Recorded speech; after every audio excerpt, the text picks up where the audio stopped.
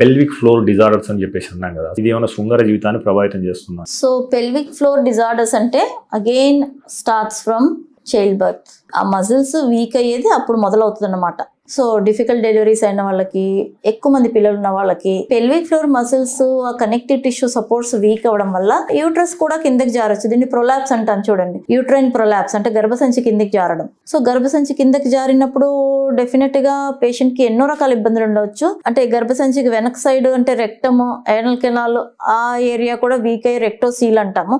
So different compartments, anterior compartment, posterior compartment, తర్వాత మధ్యలో ఉండేది గర్భాశయం, ఇవన్నీ కూడా కిందకి జారొచ్చు. సో ఇవన్నీ పెల్విక్ ఫ్లోర్ మసిల్స్ వీక్ అవడం వల్ల వస్తుంది. దీన్ని పెల్విక్ ఫ్లోర్ డిజార్డర్స్ అంటాం. ఎక్కువ యూట్రస్ కిందకి జారింది అనుకోండి, డెఫినెట్ గా it may interfere with the marital life. మీరు తీసుకునే అదే మందులు, అదే నాణ్యమైన మందులు మెడ్ ప్లస్ బ్రాండ్స్ పై సగం ధరకే